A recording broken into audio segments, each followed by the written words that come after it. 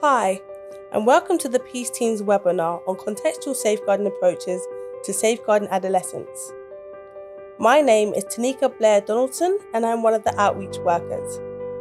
This webinar will specifically focus on the principles of contextual safeguarding for frontline professionals. If you are new to the concept of contextual safeguarding, this is the initial webinar to watch, given the foundational knowledge on this school of thought. Additionally, the Peace Team have created webinars on other subjects such as peer groups, neighbourhood assessments, exploitation, and contextual safeguarding for schools. The objectives of this webinar is to explore what is contextual safeguarding, who does it impact on, and what are the principles in relation to safeguarding adolescents. Contextual safeguarding is an approach to understanding and responding to young people's experiences of significant harm beyond their families. It recognises that different relationships that young people form in their neighbourhoods, schools, and online can feature violence and abuse. Parents and carers have little influence over these contexts, and young people's experiences of extra-familial abuse can undermine parent-child relationships. Therefore, children's social care practitioners, child protection systems, and wider safeguarding partnerships need to engage with individuals and sectors who do have influence over or within extrafamilial contexts, and recognise this assessment of intervention with these spaces a critical part of safeguarding practices. Contextual safeguarding, therefore, expands the objectives of child protection systems in recognition that young people are vulnerable to abuse beyond their front doors.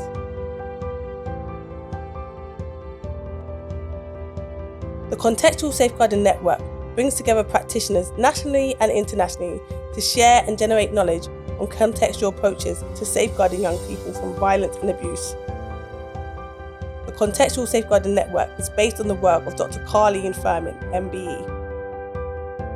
She is a social researcher concerned with safeguarding young people, social justice and inequality, with a particular expertise in this field of social care responses to violence and abuse that occurs between young people in extrafamilial spaces and places. Since 2013, she developed and led the Contextual Safeguarding Research Programme at the University of Bedfordshire. Dr. Furman developed this concept as a theoretical and operational framework, which could be used to draw attention to and address the social and cultural context in which extrafamilial abuse occurs when social care systems or services are provided. The framework is informing policy and research agendas for advancing the protection of adolescents. It has been used to design the methods for over 20 case reviews to identify opportunities for intervening with extrafamilial forms of significant harm. This video explores the principles of contextual safeguarding explained by the Contextual Safeguarding Network. In order to watch this, please click on the relevant link in the description.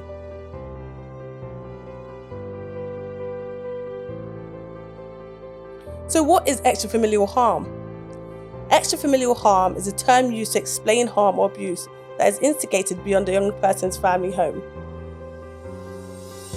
5 key examples of extrafamilial harm are shown in this diagram.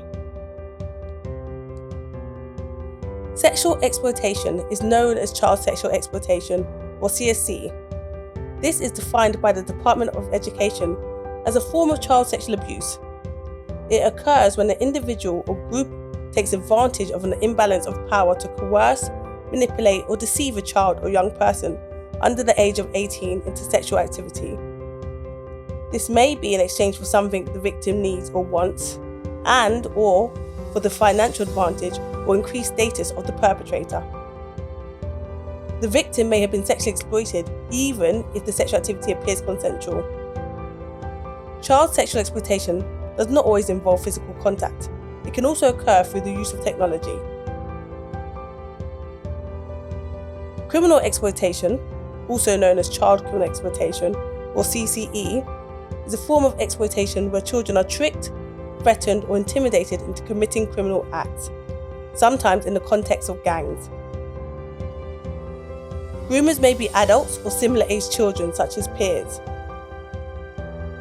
Child recruiters are often victims of exploitation themselves.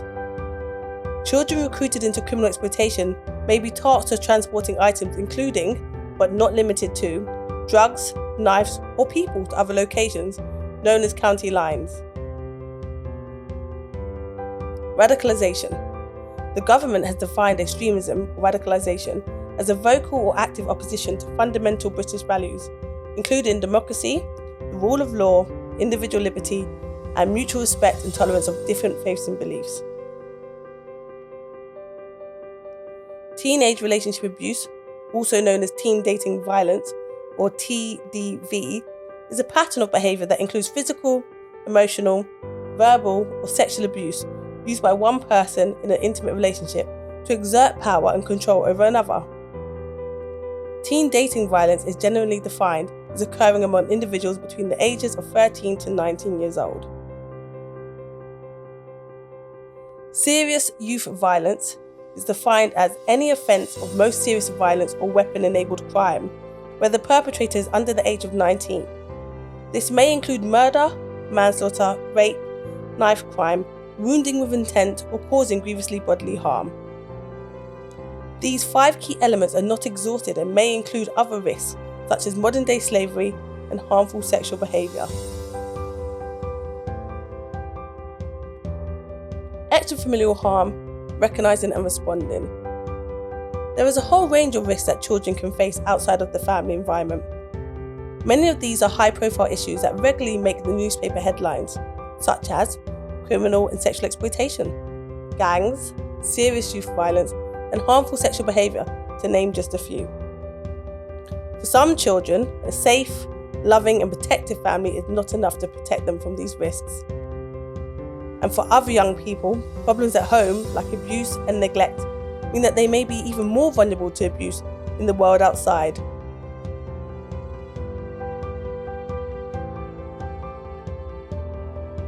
The contextual dynamics of adolescence vulnerability. There are several spaces where adolescents can experience harm outside of their home environments. These include within a peer group, schools, and neighbourhoods. Young people are influenced by their peers, in some cases more than their own family. Therefore, peer groups can be responsible for influencing harm and risk-taking behaviour. All young people spend the majority of their time within an educational environment, which makes school a prime location for harm to take place. Adolescence is a time when young people are more likely to travel independently without adult supervision. This makes it likely for young people to be exposed to potential harm and risk within their neighbourhoods.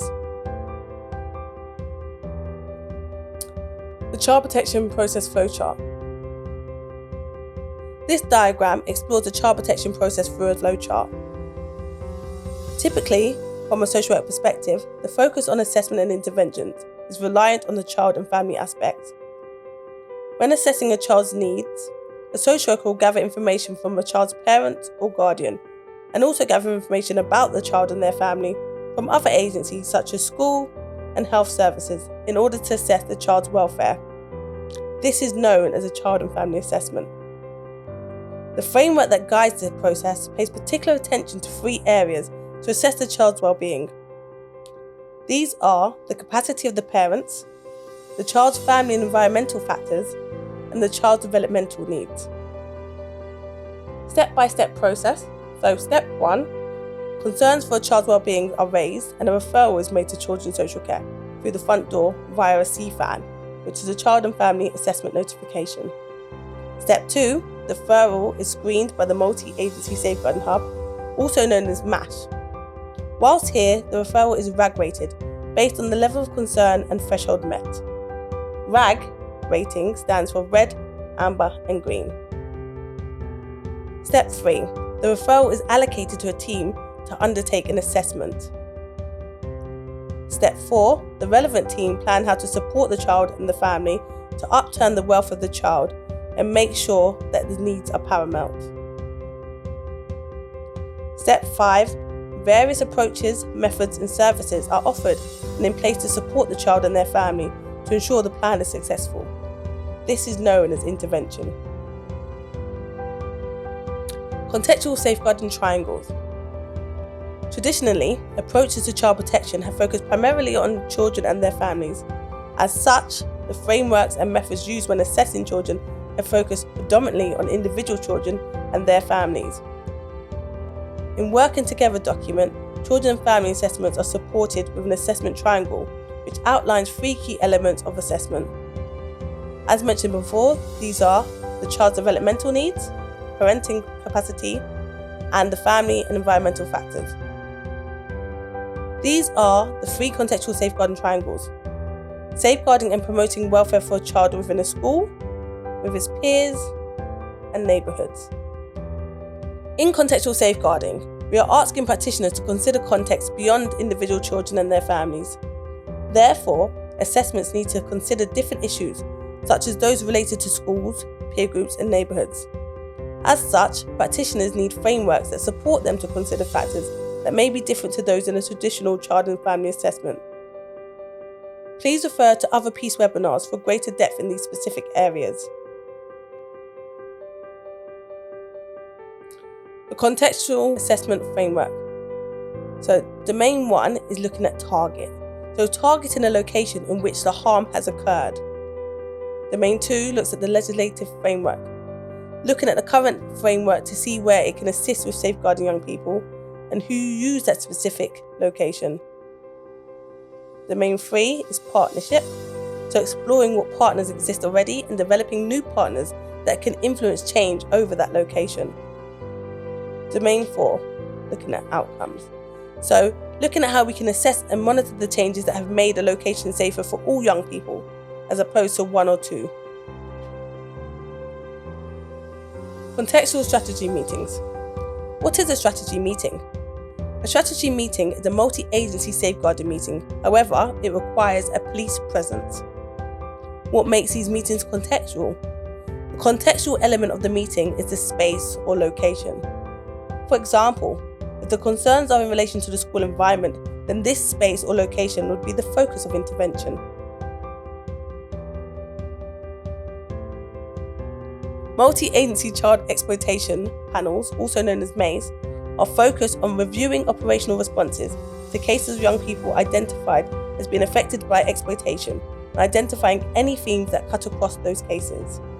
The professionals included in these meetings consist of, however is not limited to, the police, social care, health and educational professionals. The person who has reported an exploitation concern in relation to a child at risk is expected to attend the MACE meeting. If they are unable to attend, they are expected to send a representative. These are issue-specific meetings. They oversee local responses to missing, exploited, CFU violence, and so on, which have merged into one meeting.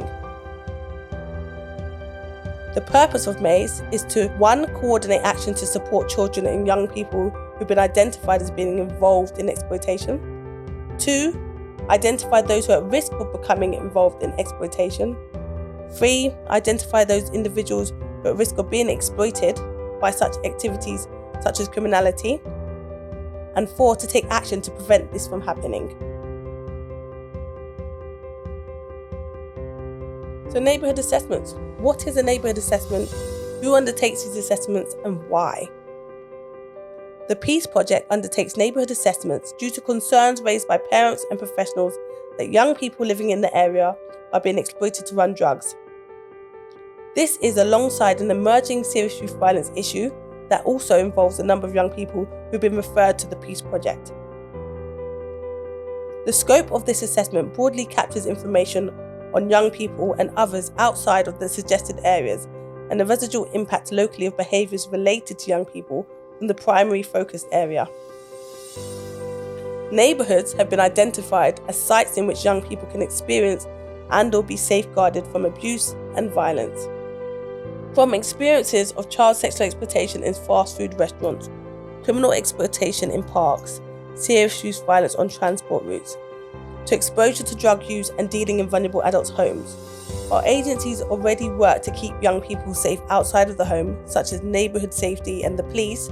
The primary focus of this work is crime prevention as opposed to child welfare. Research suggests that there are several ways that young people can be safeguarded from harm in their neighbourhood spaces, from designing out opportunities for abuse to occur and creating opportunities for community guardians. As such, it is critical that when young people experience abuse and violence, and this is some way associated to locations outside of the home, such as a park, street, stairwell, or businesses, that the neighbourhood itself features within the process of assessment and intervention. If we want to address the factors that cause abuse, and provide an opportunity for abuse to occur, then these factors need to be identified, explored, and addressed. Neighbourhood assessments is one way to achieve this. For an in-depth explanation of a neighbourhood assessment, or an example of completing a neighbourhood assessment, please watch the relevant piece webinar in relation to this specific topic. Role of the community. Community safe spaces.